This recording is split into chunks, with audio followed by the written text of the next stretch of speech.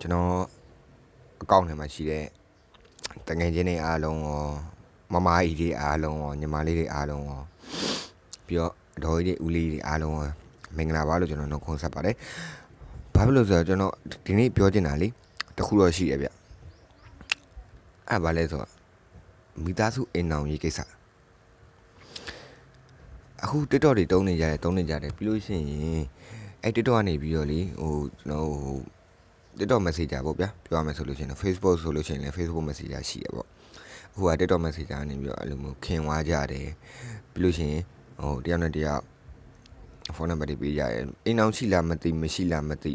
အရန်ကရောဆိုရောကျွန်တော်မျက်မြင်ကိုတွေ့နော်အခုကျွန်တော်အိမ်ဘီနာကောင်းလေးတယောက်ဆိုလို့ရှိရင်အဲ့လိုပဲ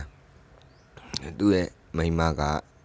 TikTokတုံးတယ်သူ့ယောက်ျားကမနက်6 နာရီညနေ6 နာရီအဲ့လိုမျိုးအလုပ်ဆင်းရတယ်ပေါ့ဗျာညနေပိုင်းဆိုလို့ရှိရင်လည်းသူပြန်လာတယ်ပြန်လာပြီးလို့ရှိရင်သူကနည်းနည်းပါးပါးလေးတောက်ပြီးတော့သူကဆိုအိပ်ပျော်သွားမနက်ကျလို့ရှိရင်4 နာရီထိုးထားပြီးလို့ရှိရင်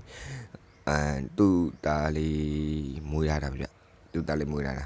သူ့သားလေးတော့နို့တွေပါဖြိုကျွန်တော်ကမနက်ဆိုလို့ရှိရင်လည်းကျွန်တော်ကအစိုးရထားတယ်ဆိုတော့ကျွန်တော်အရင်တော့ကျွန်တော်ဖုန်းကြီးဝေးတာဖုန်းကြီးဝေးတော့အဲ့အချင်းကြီးပါနေတာအားကြောင့်မနက်ဆိုလို့ရှိရင်ကျွန်တော်ကလည်းစိုးရိမ်နေတယ်အဲ့အကုန်လုံးသိတယ်အကုန်လုံးလှုပ်ပြီးတော့မှသူသွားတာလှုပ်သွားတယ်ပြီးလို့ရှိရင်ညနေကျရင်ပြန်အဲ့လိုတည်းပဲတရဇက်အဲ့လိုလေပတ်နေတဲ့ချိန်ကျတော့မိသားစုပေါ်အချိန်ရမပေးနိုင်တဲ့ချိန်ကျတော့မိမတွေကဘာရှာလဲဆိုတော့အပြင်ကနေအသက်ကိုရှာကြတယ်အခုကျွန်တော်အဲ့ကိုရုံမေးကြည့်တော့အဲ့ကိုကြီးကဟုတ်တယ်ရအောင်နဲ့မိမနောက်ကြယူသွားတာတဲ့ကျွန်တော်စိတ်မကောင်းဘူးမြတ်ကွာချင်းစားကြမှာလက်မှတ်ထိုးလိုက်လားဆိုသူမဘယ်လိုပြောမလဲဗျာဟိုဘက်တယောက်ကိုသူမမဖြတ်နိုင်တာပေါ့ငါထိုးပေးလိုက်တယ်တဲ့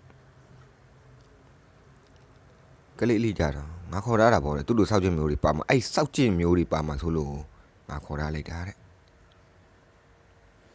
ပြီးတော့ယူသွားတဲ့ကောင်ကလည်းပြောရမယ်ဆိုရင်တော့နိုင်ငံရေးပါသွားလိမ့်မယ်နော်